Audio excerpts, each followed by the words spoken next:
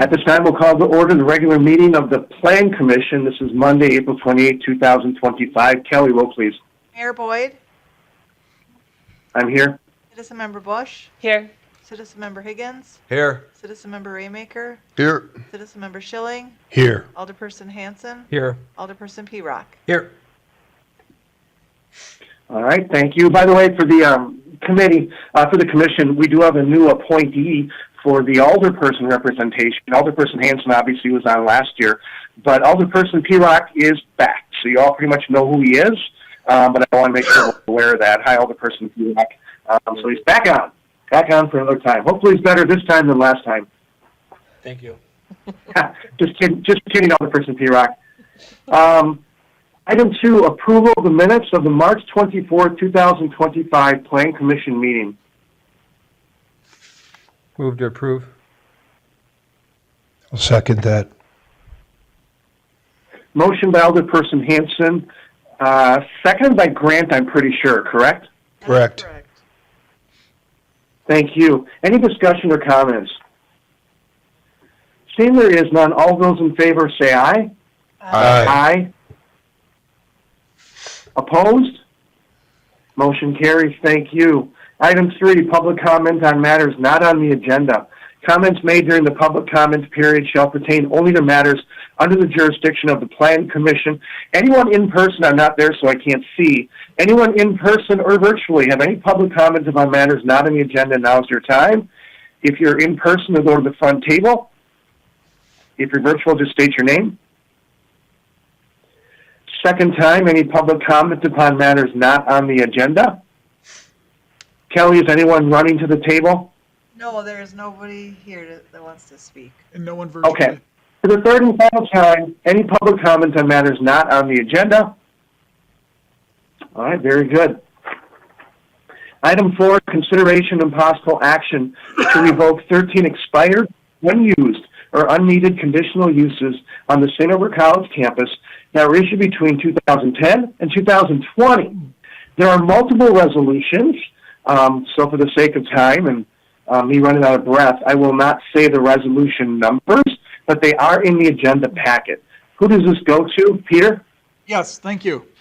Over the last several months, staff has been working with our GIS division to create a updated map of all of our conditional uses across the city from 2010 through 2025.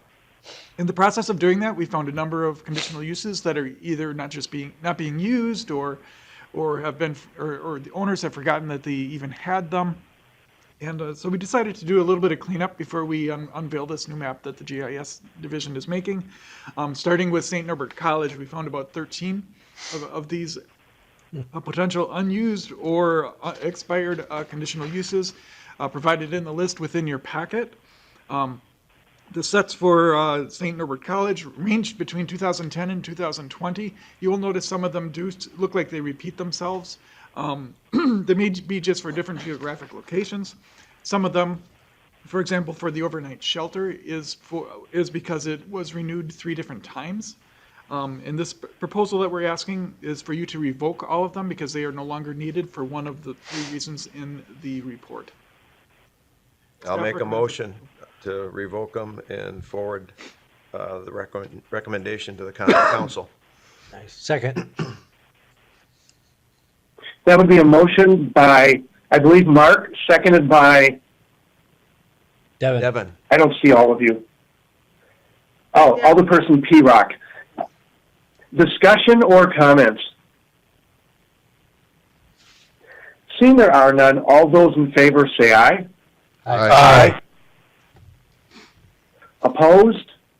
Motion carries, thank you.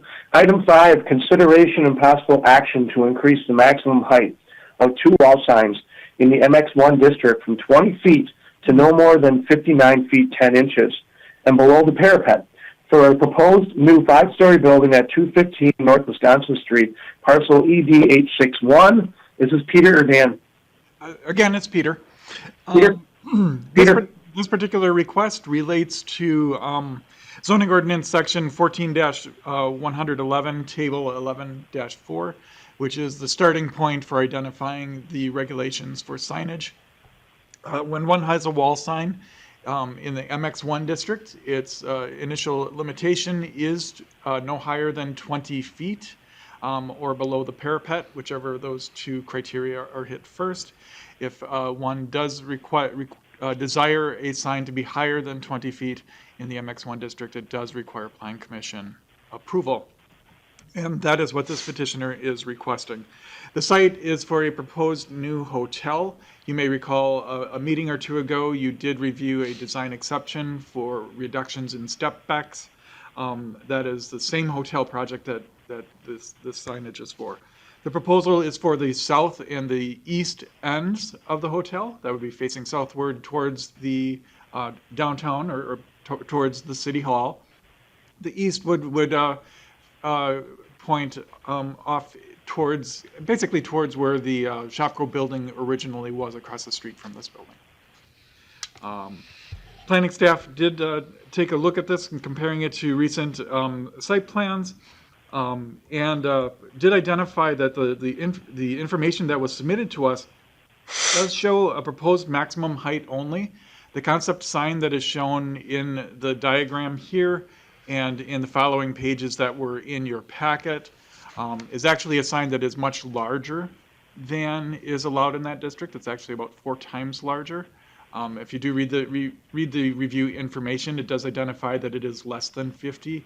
That is because they tried providing measurements by measuring each individual letter, not the sign as a whole. They are aware of that and will be changing that information. Staff was a little bit concerned because some of the information doesn't identify the exact true measurements of the final sign, nor does it identify the true final location. They may desire to have the sign in a different spot on the building. So what you're seeing is a representation if they do use the maximum height requirement. We did compare for equivalence of sign height requests. There was one that was made when some of the members of this group were here for a hotel on the west side of De Pere. At that time, the sign was ordered by the city to be lower than the second floor windows, which at that time was about 12 feet from the ground. And that hotel also utilized a different sign type by utilizing ground-mounted monument signs. The staff does not provide a recommendation for requests of this type. We leave it to the Plan Commission to make that final decision after questions with the applicant, if they do have questions. I don't believe I see the applicant in the room, and I'll check to see if they are online.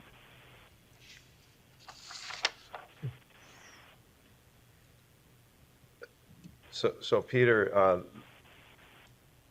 I mean, is the sign finalized? We Or do not? not have a formal sign application at City Hall for review. What we have is the concept that I put in your meeting packet, identifying that they are asking for a sign to be approximately 59 feet 10 inches from the ground. So once this signed application would be submitted, would it come back to us, or? No, what we will use is if an approval does come from this committee, the criteria that are established that are different than zoning code are the criteria that staff will use when we are reviewing the sign permit, and that typically is done by myself. I mean, it seems normal to have the signed application and looking at the final product to come to Plan Commission. I guess, is this unusual? I don't remember any like this. Yeah, it is a little bit unusual that they're identifying that they may want to move the sign around. Sometimes it's understood that it might change a little bit. You know, a sign that they thought was going to be 10 feet long might end up being 11 feet or 9 feet, or they thought it was going to be 5 feet in one direction, might be 5 feet in the other direction. But having we don't know if we're going to put it at the third floor or at the fifth floor is a little bit unusual. You are correct. It would seem that they should know what they want to do before they come to Planning Commission. You know, my grandpa used to say, measure twice, cut once. And if they make another change, they're going to come back again. I don't think that's great. Maybe we can attack the one thing first, and that's the big variance from 20 feet to 59 feet. I don't feel comfortable swaying that far, as a variance. We've given variances before, and generally it's kind of closer to what we're mentioning here about a wide range of things. So this one I don't feel comfortable with, going to 59 feet 10 inches from the 20 feet. Any thoughts on that one? That's my not comfort level. I would not be for the variance regarding 20 feet to more than 59 feet 10 inches in height. Anyone have additional comments on that? I guess I'll comment on that too, if you want to go first. I guess the other hotel in West De Pere, correct, looked for a variance and then ended up going with a monumental ground mounted. Is that correct? They actually petitioned for to have 4 signs. They were aware of the 4 types of signs they wanted. They wanted that particular project wanted 2 wall signs and 2 monument signs. The 2 monument signs were completely in compliance. The 2 wall signs were too high on the wall, and one of them may have been too large. So they did reduce the size of their signs as a result of their Plan Commission meeting, and they lowered them to the height commanded by the Plan Commission. So they basically brought their signs into compliance after the Plan Commission. Okay, so I'm. So we do have precedence. Yeah. Go ahead, Shane. Yeah, I guess I'm just saying I agree with you, Mayor. I mean, it seems like we do have precedence from before. Jonathan. Peter, when the 20 feet from the ground was originally established, did we have in mind smaller building heights? For the 20 feet in height was established because it was a pre-existing requirement, but it also had a second element to it of or below a second floor window. That has always existed. We did look at expanding things when we were rewriting the zoning code, which included the signage ordinance when it was all consolidated into one. The 20-foot height talking point was discussed several times, and there was no push to increase that number in any way, regardless of the height of buildings. So, I mean, I think the argument they would make is it makes more sense to have it just under the roof or the parapet instead of having it like halfway up the building. But you're saying that their only option would not, or their options would be to do the monument sign on the ground as an alternative possibly to putting it halfway up the building? If they did, they have not proposed in any way, or shape, or form a monument sign. If they did choose to do a monument sign, that is a potential option for them. If they want to do a wall sign without any type of special permission or approval, they are allowed to do a wall sign as long as it is lower than 20 feet. I guess just from an aesthetic standpoint, I don't know if it would look better having it halfway up the building versus having it just under the parapet. That's kind of where I'm coming from. I don't know, Dan, do you have any comments on that? I'm going to give you my reaction to, in most cases, what ends up happening in a situation like this. When you're not allowed to go up to the maximum height, typically you're going to do something closer to that first floor so that you kind of identify that entrance, you've identified that first floor.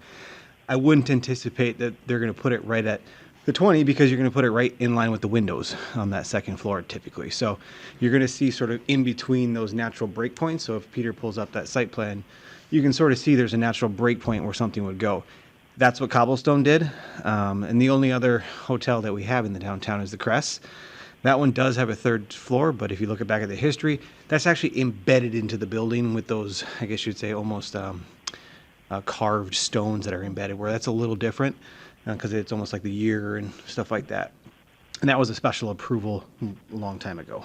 So our most recent, as Peter mentioned, our most recent precedent is the 2021 Cobblestone, in which it was in between that second and that first and second floor. Yeah, the 20-foot mark would be right about here where my hand is.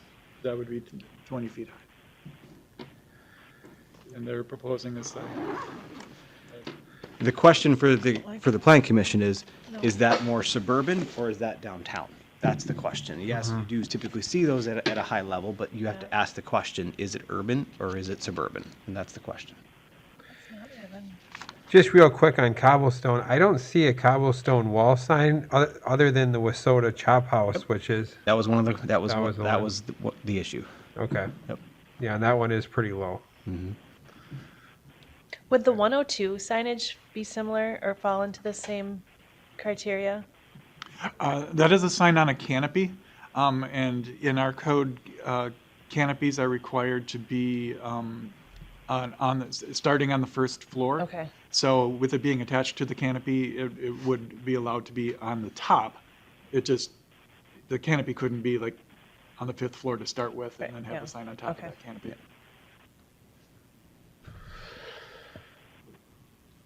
Other questions or comments? By the way, Dan, there is one more hotel in the downtown. Yes, I can't there think is. of what it is, but Sorry, it's the Nuke's Executive Suites as well. So, but that one has again, monument sign. could be Union Hotel in the downtown Why too. not the Aren't they in the downtown? That's what, Okay, you knew what I meant. My apologies, Mayor. And again, historic signage. my brother, Historic signage on my that brother one, just for texted, sure. my brother just texted me, so he's offended, so, no, I'm just kidding. Other questions or comments? So it sounds like we're sticking right now with the 20 feet versus 5910, correct? That's kind of where we are here first. I know some people had angst about the size of the sign. Do we And- deal with both these separate, Dan, Peter? Well, I'm also going to kind of comment on this one. I wouldn't. This microphone's a little broken. I wouldn't say that this is out of line of a request because the request is so large. Typically, you're not going to want a sign company to go out and create a whole sign package, knowing the fact that it completely, I guess you'd say, skews the ordinance. They're probably looking for some direction before they make that kind of judgment call to put that packet in. So it was almost the same situation of when they dealt with the stepbacks. They wanted to know that the step back situation was at least approvable in your eyes before they continued down the entire path to get to the site plan. So when you deviate, you probably want a little bit more direction than spending all your time and effort and resources. When it's such a large deviation, would we like to see a full sign package come in? Yes, but it's not unheard of. Thank you. Other questions or comments? Motion, whatever you want to do. That one's broken too. I have enough information, we can keep talking, not to approve the variance from 20 feet to 59 feet, 10 inches. Well, that seems to be the kind of the consensus. But Well, we can always get a second and we can still vote it down, at least we keep the conversation going. So do I have a second on that to continue this? I'll second it. okay. All right, motion by me, seconded by Alderperson P-Rock. Now we can finish the discussion. You can vote any way you want to go, but at least we have a motion and a second on the floor. Mark, I think you were going to be saying something? Right, I mean, there's choices of approve with modifications, or deny. Or send it back. Is there a way to table it so that, because if you deny it, isn't there a time frame issue? In conditional uses and zonings, I'm not sure about signage. On sign denials, I think they can appeal it. I mean, if you're not comfortable, you can easily send it back, or as you mentioned, our formal terminology in Robert's Rules of Order would be to, Table, or? no, not table, I can't think of it off the top of my head. Table is to put on the table forever. Bring it back at the next meeting if you want Send to it do back that to one. staff? Yeah, Peter's looking at the code right now. does that make sense? Yeah, if you want a full Yep. sign package, you have absolutely every right to ask for it. I mean, I'd be more comfortable with that. Yes. Very good. Just tell me how to rephrase the motion in the second.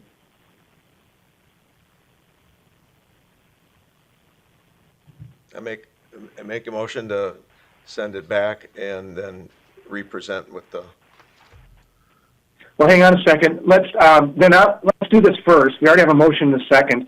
I'll rescind my motion. We have to rescind the motion for the original one from 20 feet to 59 feet, 10 inches, correct? Dan or Peter? Unless you modify your motion, but you can withdraw it if you so choose. Well, why don't we just modify my motion then? Dan, I'm sorry, Mark, we'll work off of my motion and modify it to Okay. get to where we want to be. Because we already have one out there. So give me a little help on how to modify it. I guess, are we giving them, because they're looking for direction from us like they did with the step backs. So I guess just so long as we're clear as with what we're looking for from them, which is Sure. to not modify the 20 feet to 59 feet, 10 inches.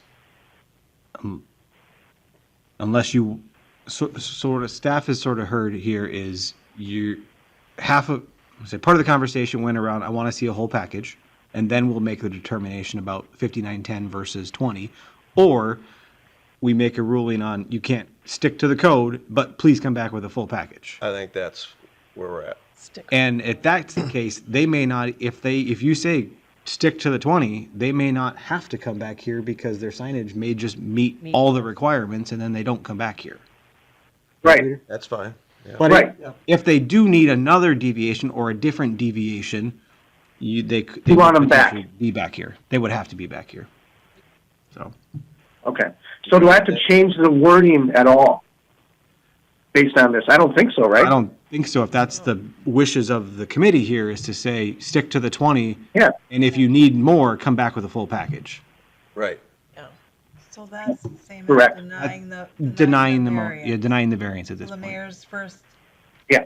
I shouldn't say variance, denying the We should- approval because it's not a variance. But so his first motion Okay. is fine, But then you added the and add that. well, that's just meeting code requirements, I guess you'd say Okay. at this point. But we know as staff that There's nothing- if they need to come back for Yeah. another variance, come back with a full package. We'll let them know that. and by denying it, it doesn't They'll let cause a them know. bigger delay, It gets too muddled in a way. because we want to keep it moving. Yep. Yeah. Is everyone good with that then? Yes. All right. Any other additional comments or questions? That said, all those in favor say aye. Aye. Aye. Opposed? Motion carries. Thank you. Item 6, consideration of possible action on a major design exception from Zoning Ordinance Section 11433, 3D, Table 3.3, related to minimum primary frontage principal entrances at 215 North Broadway Street, Parcel ED-861. Peter? Thank you. This is a design exception request that the applicant probably should have made when they were also doing the request for the step backs. In our zoning ordinance, when we wrote the zoning code for the MX1 district, in order to keep our downtowns active and lively, there's a request or a requirement for the number of primary entrances on buildings to be put in place every certain distance. In this particular district, it's every 60 feet, there should be a primary entrance. Understanding that this is a hotel with certain security issues with having multiple entrances, they are requesting that there be one primary entrance on the Wisconsin Street side, where with the length of this particular building, there should be 3 entrances. If you take a look at the top image in the right corner, you can see there's a red arrow here. It's not showing up very well on my screen. The entry door is right here. In order to meet the criteria, there would need to be a second door right here where this is a conference center room, and then a third one over here that would access directly into a fitness center room. So the applicant is requesting a variation through a design exception from that regulation to have only one door on that east facade instead of 3. The door requirements on the other facades of the building do meet the standards of zoning ordinance. And again, for design exceptions, staff does not make a recommendation to Plan Commission. I'll make a motion. Thank you. I'll start.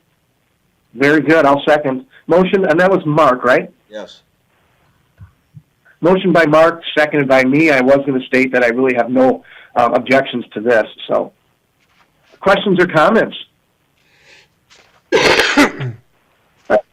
When there are none, all those in favor say aye. Aye. Aye. Opposed? Motion carries. Thank you. Item 7, consideration and possible action on a major design exception from Zoning Ordinance Sections 1486-7 related to surfacing, 1488-2B related to setbacks, and 1489-2D and C, or is that E? It's dark in my room. E, related to trucking and transportation terminal screening requirements until the construction of a part of the southern bypass, also known as GV15, section GV15, is complete at 2121 American Boulevard, parcel WDD00741. Peter? Thank you. We have in our office right now a site plan that is under review for this existing warehouse that sits right here. This is American Boulevard along the west boundary, and then Red Maple Drive is along the south boundary. Part of that road is going to soon become our southern bypass, which will kind of pass through here, take a southern curve, and then keep on going until it hits Highway 41. Because this is an area that is under construction and we have a building that is doing some development work, they don't want to do the final process of putting in a paved surface for some overhead doors, only to have it ripped up again for the section GV15 of the southern bypass to be installed. So they are asking for a 3-part design exception to put in temporary facilities now and then have it upgraded to meet design standards in a couple of years when that section of the southern bypass is complete. So I'll go through them each step at a time so that you can discuss them as 3 separate components, approve them all together, or approve or deny them separately. Whatever you wish is up to you. So the first part of it is a temporary gravel surface on the south side of the building, which would include a temporary driveway that connects to the existing road.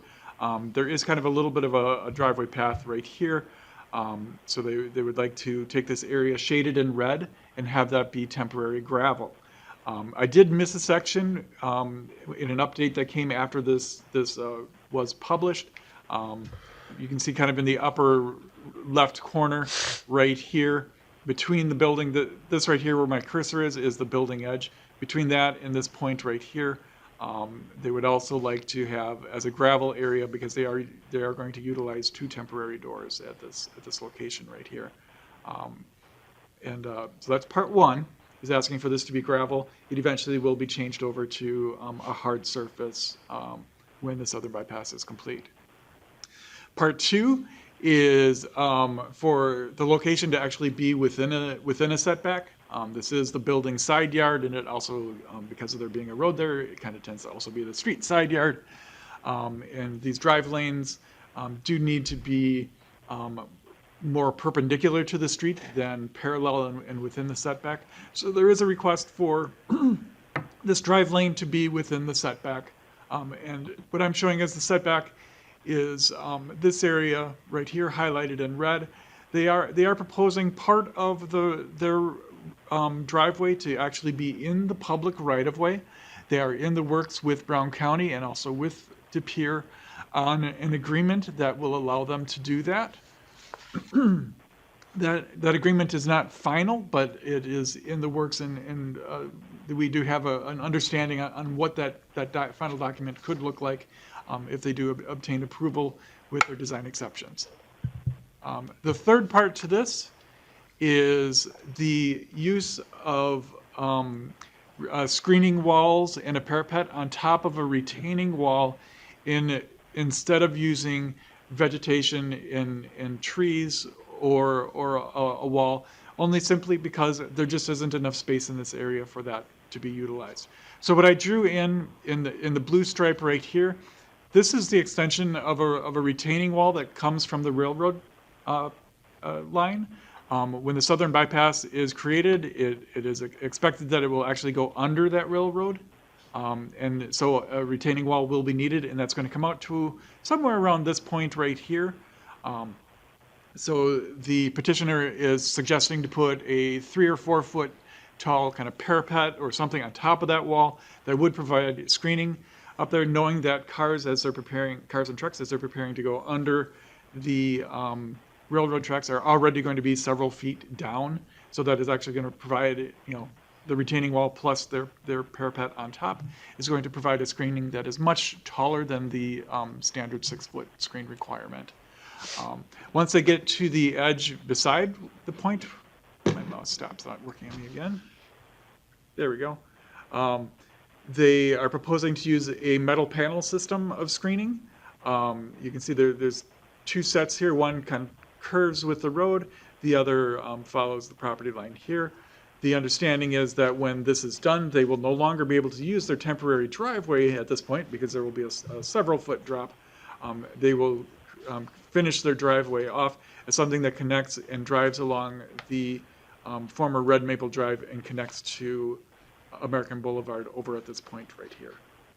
So this is kind of showing the finished product of what they're asking to be able to do is to build a screening wall and then screening on top of a retaining wall, almost like a parapet would be created. But in the meantime of waiting for this to get built as part of section GV15, they are also asking for temporary gravel and the use of a driveway within the street side setback. Again, being a design exception, staff does not offer a recommendation. We leave that to you to make a decision. Thank you. That's a lot of stuff. Thoughts, comments, motion. Do one at a time. We can do all three of them together, is what Peter had said. I'm just curious, I mean, what does the metal panel screen look like? Let me see. I may have that. No, I don't. But I thought I had added that in, and it didn't. Yeah, Georgia Pacific on the southern part of American Boulevard, they have that solid black paneling. It would be a very similar to that one. I think it was in the packet, but I don't remember if it was or not. But that's the intent. It would be a solid metal fence that would meet those requirements, which would meet the code requirements for screening. And are there any police or fire department issues with encroaching on the right-of-way? Has that been looked at? During the site plan review process, the police and fire departments are part of the site plan review. So that they have seen the site plan. They are aware of the potential for there being temporary connections. Primary concerns for police or for fire department tends to be the ability of a ladder truck to turn around the building and provide fire emergency protection. Good answer, Peter. Other questions or comments? Unless you were not done yet, Mark, and I apologize. Two other points of note I do want to make the Plan Commission aware is during the process here, as Peter mentioned, he mentioned the word former Red Maple Road. And the reason for that is post-Southern Bridge construction, our intent is to no longer have jurisdiction on any part of Red Maple Road or Cotton Lane. Or sorry, Cherry Lane, not Cotton Lane, Cherry Lane. And so if Peter can point to Cherry Lane, it's that last bit of the stretch here, and then it's unimproved at this point, but it's still right-of-way, maintained or technically owned by the city and accessed by WPS. And then the remaining portion of Red Maple Road, right where Peter's arrow is on that screen on the second, the left arrow, that would be looked to vacate from that point, because otherwise the city would be responsible for plowing, maintaining, and maintaining a road that serves nobody at this point. So we would look to work with the property owners to vacate that road right of way. 50 feet of the northern part of that road right of way would then be granted back or vacated back to the owners to the north, and 40 feet to the south. That will come at a later date back to the Plan Commission and to the Common Council. But our intention is to, upon jurisdictional transfer from Red Maple Road to the county for what they need, we would do a concurrent at that same time of vacation so that we would no longer have to maintain that short stretch of road, and it would be then deeded back or given back to the property owners to maintain for their purposes. During those discussion points, the owners of the northern parcel and the owners of the southern parcel and the city will work together to figure out access easements and those components to it, because there is a drive access on that southern side as well. So all that being said, this is just one step in a larger process. But again, we're trying to work, or the applicant is trying to work with the zoning code situations that it's had, but also working and understanding that Brown County is in a bit of a monumental project right now and not trying to make too large of an investment. So not saying the staff doesn't make a recommendation, but when you look at all this is one step of several other steps that you will have a chance to review at a later date as well. I'd make a Because motion. of how unique this is, I'm probably, oh, who's got that? It's Shane. I was Okay, just, I was gonna say the same thing. I'll give Shane a motion to approve. Do you want to approve all, I'll second it. Do you want to approve all three at the same time and just bulk them into one? correct. Okay, and that's great, and I'll second that. The motion is to approve all three of them at the same time, which, Peter, I believe you said that would be okay, correct? Correct. It was written as a three-part, so you can approve them all at once. Thank you very much. Now that we have a motion and a second, any additional comments or discussion? Again, this is quite unique, the whole project is, so it may not be the first we're going to see, I assume, right, Dan and Peter? I have a comment, Mayor. Yes, go ahead. Question, I should say. Dan or Peter, did the city forestry department look at the not requiring the street trees? Did they kind of confirm there's not enough space there? We did talk to the street department because we are aware that there are trees that should have been there from past, and there are trees that should be there because of the regulation, but there just no longer is space for them. The only space to place trees would be between the retaining wall and the actual road, which is not enough space for trees. And on a county right-of-way versus, or what would be county right-of-way versus on the private property, so from a street tree standpoint, there's better opportunities to get them further to the east and get a greater view of it, especially once the wall and fence come down a little bit in height. Yeah. Okay. And Jonathan, you may find this pleasing.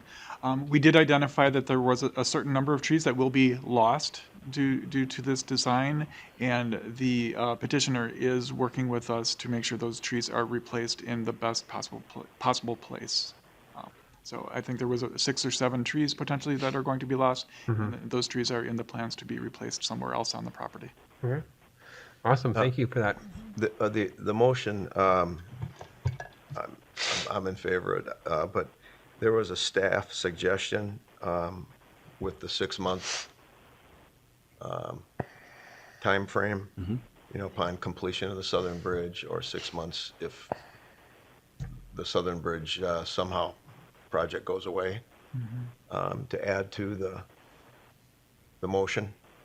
I mean, is that okay? Yeah. I think that's in the recommendation. I was okay with that. Yeah. Shane? Yes. Okay. And just out of curiosity, I mean, does it make sense to have any kind of a drop dead date out there? We talked about that, and this is a project that's been going on for a very long time, and we understand that there may be and there probably will be delays. And so it was difficult to say what would be a good drop dead date, and that's when we concluded that establishing something to be within 6 months of the project either ending or the project being terminated was the better way to go. That's well done. I just wondered if there was some discussion. Thank you. Thank you. Any additional discussion or comments? Seeing there are none, all those in favor say aye. Aye. Opposed? Motion carries. Thank you. Item 8, consideration and possible action for April 2025 amendments to Municipal Code Chapter 14 Zoning Ordinance and the official zoning map. Peter? Thank you. Are you ready for me to bore you to death? These are the, I don't know if you recall, but we used to do quarterly updates to the zoning ordinance. When we were getting to the last couple of quarters in 2023 and 24, we noticed there was a significant slowdown, so we decided to just wait and let them kind of gather up unless we had a high priority need. We are about a year from the last set of updates, so we gathered them together, and it creates about 16 pages of updates for you, totaling 32 text revisions and 5 revisions to the zoning map. I summarized them in your memo, lettered from A to D for the zoning ordinance amendments, A through T, and then the 5 zoning map amendments are summarized in U. If you'd like, I can go through each of them, or if you would prefer to just ask questions about specific ones, we can do that too. What would be your What preference? would you guys like? I'll leave it to all you.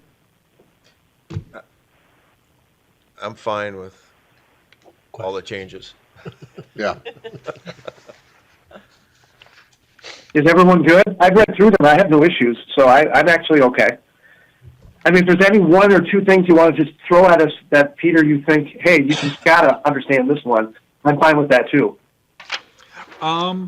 There are a few things that I may want to bring to your attention.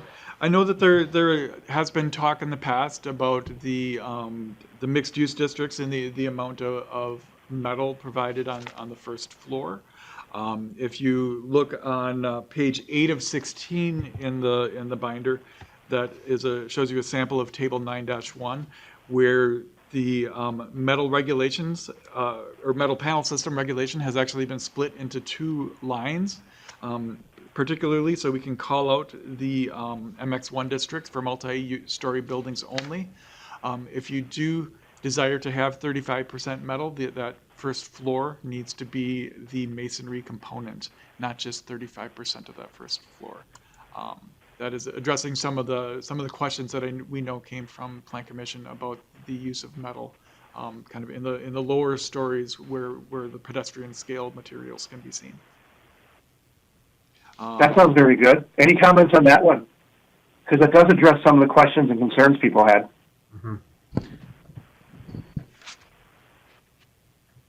All right. Any other one that you have, Peter?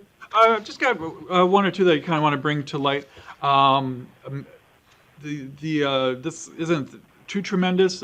We have had people ask for mechanical equipment like air conditioners be placed in front of their house, the street frontages of their houses.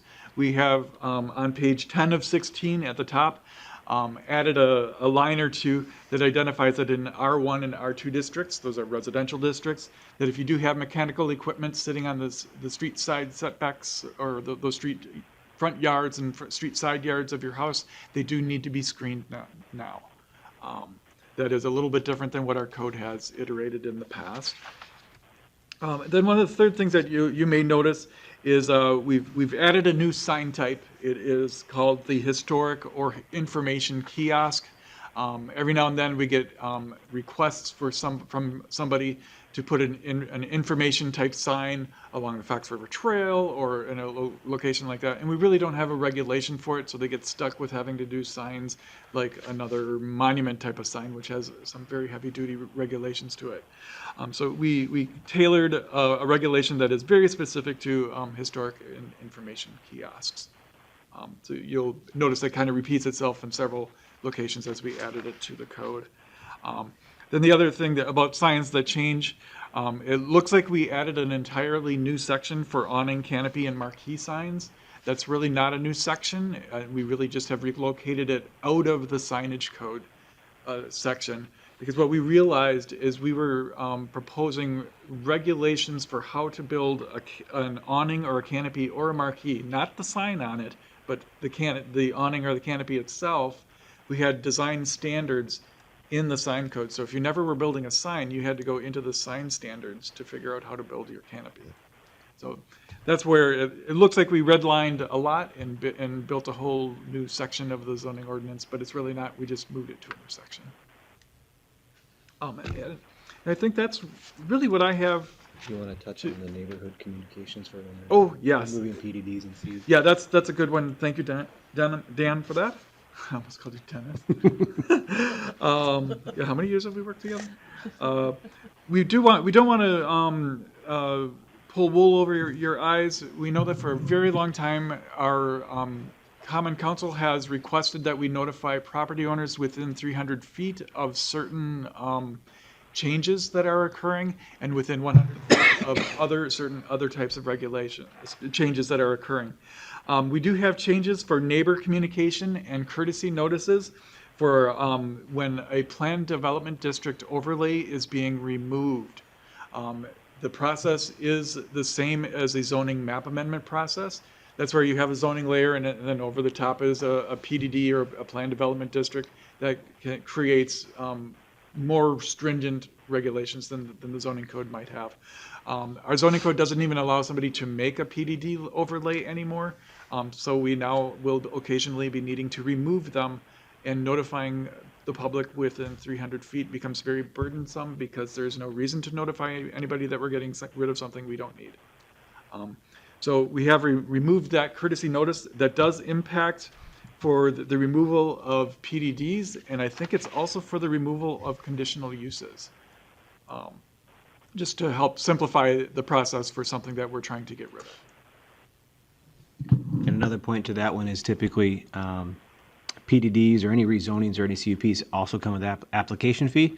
Most times the PDD removal or CUP expiration removals are all city-led and city draft, so there isn't a related fee that would typically go along with it, so there isn't a payment, I guess you'd say, towards those mailings. I guess you would say that typically happens.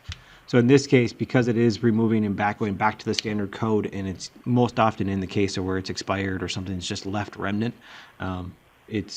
staff felt it was prudent to have the discussion about should those actually be noticed, and i.e. would you be more or less stirring the pot for no particular reason, I guess you would say, type of thing. So. Makes sense. Very good clarification. All right, that Dennis. makes sense. And I would like to bring up one more, which is the funeral and mortuary service changes that you saw as a result of our most recent discussions. So when the code was originally drafted, did we anticipate a standalone cremation? No. And can a zoning code ever predict every use possible? No. So in this case, we were trying to work with the code that we had at the time from the applicant. Now that application has been denied, staff wanted to come back and bring this discussion forth to you. So you see the change there, which is separating out funeral homes, which can be a number of interment options there, but also cremation services as a separate standalone use. That being said, is you still may have a cremation as part of a funeral home location if you look at the standards, but if you're going to have a standalone one, it needs to meet those requirements and would only be in that commercial district that you do see there. Reason for that is if you take a look at, you may think, okay, what about the business parks, or what about the downtown or MX3? The discussion at the Common Council was not to be adjacent to those residential properties. Well, the commercial district is ironically the most further separated from our residential districts. Where we have available business park properties, it is immediately adjacent to residential, which again kind of flies in the face of what the council wanted, which is away from those residential, from those residential uses. Right. So the commercial being sort of the furthest away, and not that we have a lot of commercial left. So the likelihood of it happening in those districts is very minimal, but it does still allow for it if someone is able to have it. And the other component to that one is cremation services must be licensed as drafted for human cremation. So that way that the funeral director, whoever else is there, has to be licensed, and the equipment has to be constructed to human standards and not just a standalone pet standard as well. Again, that was these are put in here based off the feedback that staff heard from Plan Commission and from Council. So. Very good, thank you. And that's, you guys make very good points. I'm glad you talked about those things. Questions or comments, any of that? Yeah, Mayor? Yes, go ahead. Yeah, regarding the metal and masonry, sorry to go back to this. So it says right now 35% of the ground level has to be masonry. And now can you just explain what that's changing to? Sure. Dan will correct me once I say this wrong. Peter and I went back and forth on this one a lot to try to get our ideas aligned, and realizing we had potentially a very, very glaring concern in the downtown had the 550 West William Street project not been developed as it is now, and Peter will get to that. Yeah, a 30-minute meeting about these changes turned into about a 2-hour meeting. Yeah, about that. Yeah, so yeah, we did not take this lightly. Basically, the original regulation was 35% ground level brick, approved concrete masonry units, or stone, which meant that on your ground level, your first floor of your building, at least 35% of that has to be masonry. That's what the rule is right now here today. What we're changing it to for the X districts, when you have it only applies to multi-story buildings. You can't ask for this for a one-story building. You can have the use of a metal paneling if your masonry starts at the grade, starting at grade, which means ground level, for a minimum of 1 full story of masonry, and then the balance of what totals to that 35% can be scattered or mixed in the upper levels. So it's basically saying floor 1, masonry. Floor 2, masonry if you haven't reached a 35% threshold yet. Okay. So if you have a 3-story building, 35% is 1 story of that building. You may not have to do anything for floors 2 and 3. If you have a 4-story building, you're going to have to do floor 1 and then something on floors 2, 3, and 4 to reach that 35%. Okay. So the goal is to make floor 1 masonry on those primary facades. And still have 35% of the entire facade being that brick material. As it was drafted, that 4 or 5 story building could have had 35% on the first floor, metal the rest of the way up. As it was drafted at the time. This proposes to say 35% of your entire facade must be brick, with a minimum of the ground floor 100%, and then you can mix it up. And as you see with most products these days, there's vertical elements, horizontal elements of brick, and however the architect wants to design it that way. The other component then splits that separately because we still kept that 35%, but specifically listed those, excuse me, in the business park, in the industrial, and in the PI district as well. So we kept it. So for our MSC, we're not hurting ourselves in the MSC expansion either. So does the 35%, sorry, does that include the ground or the first floor? Yes. Or, Yeah. So So if- 35% of the whole facade. So on a 5-story building, you're going to have 20% of it be the first floor, and then you can take the other 15 wherever it needs to go. Feather it in. Yep. Not including windows and doors. So that's another component. The more windows you have, the more that brick gets spread out. So even though 15% may look like, oh, we only got 15%, it's really, when you take all windows out of there, it's 15% of the non-windowed surfaces or transparent surfaces. So the 35% requirement's not changing, but they do have to do it all now on the first floor masonry. Yeah, so it's basically 100% first floor. Yep. And then the remainder of what you need to achieve 35% on the other floors. Okay. Then you're allowed to use the metal panel. I would say it is changing significantly. I'm gonna deviate specifically to that the multi-use project that we just looked at a few months ago. As it was drafted, 35% of floor 1 and then 5 floors above that would have been about 1/3 of 14. So you'd be looking at maybe 7% brick. If you would have read the code verbatim, they could have got away with 7 to 8% brick, and then the rest of it could have been metal because it only said 35% of the ground level. Oh, So in this case, we are actually saying 35% The whole of building. entire Of the facade. yep. Yeah, like if you want to use the recent hotel that we talked about today, that first floor is about, 10 or 15 feet? Or It's it's about 15 feet high.